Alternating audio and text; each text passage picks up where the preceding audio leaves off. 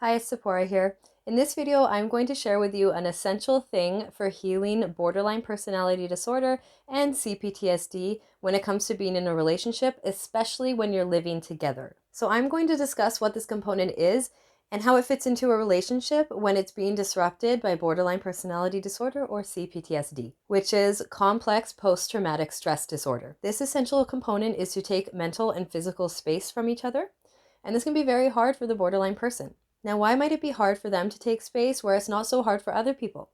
This can largely be due to abandonment issues, internal core shame, and other trauma responses.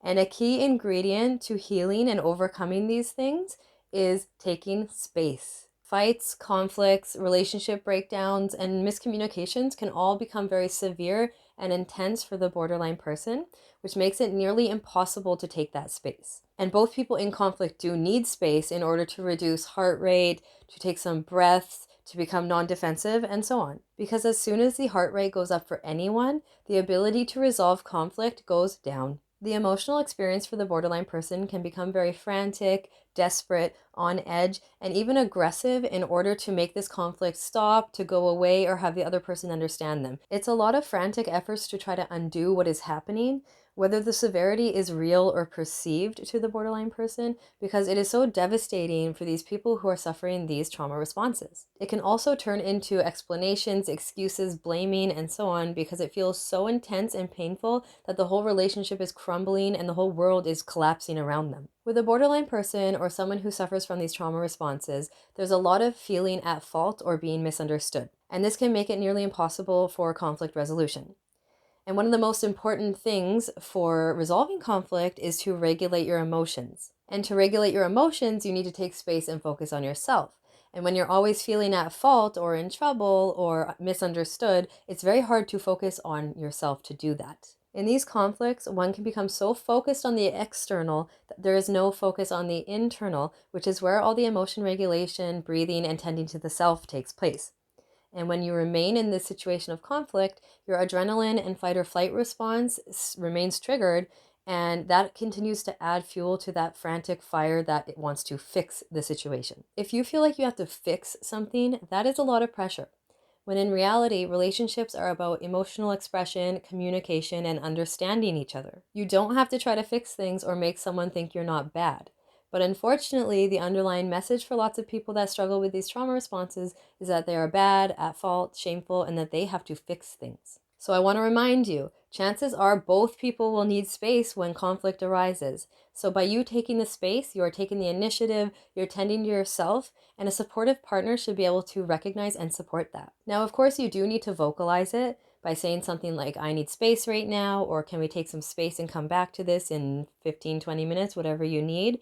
Because silently leaving the situation can not be clear enough sometimes, and it can add fuel to that fire that's already burning. Couples should have an agreement that when someone needs to regulate, they are allowed to say that they need to take space, and the partner should encourage and support that. And this can be very hard for the borderline person to apply because it can very much add to that abandonment issue. Meaning, if I leave the room right now, my partner is going to be out there saying they're done with me, the connection is lost, the relationship is wrecked forever. It's a very scary and real feeling. And you can also feel like you're going to get in trouble for taking that space because maybe you weren't allowed to do this in your childhood or previous relationships. And maybe you feel like you are guilty to do that and tend to yourself. But it is the healthy thing to do. It is healthy and necessary to take that space to regulate, breathe, and be able to re-enter the conversation in order to resolve it effectively with healthy emotional expression. This can be very hard to implement. It can feel very much against the grain when you're so used to otherwise, but I want to reassure you that it is the right thing to do. And when you're taking this space, it can feel like forever. So in a relationship where you have discussed and the need for taking space is respected, I want to reassure you, you're not in trouble for leaving conflict. You are allowed to do so, and it is the healthy thing to do to prevent things from spiraling out of control. So just remember, when you take space, you're not bad. And this also strengthens your emotional boundaries and gives you room to focus on the internal and stop focusing on the external to try to fix things, because you cannot address the external without first addressing and focusing on your internal. This allows for practicing emotional expression, taking accountability when needed, and removing yourself from the situation when trauma responses try to take over. Because we all know that trauma responses taking over conversations does not feel good at all. Both people in conflict benefit from this space.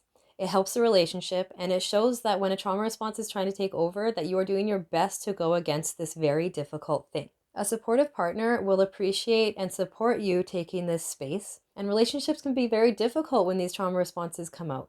But the relationship is also the area where you notice these responses, that you're able to see what needs to be worked on, where you can practice taking the space and just work on healing and moving forward. I hope this video has been helpful. Take care of yourself and stay gold.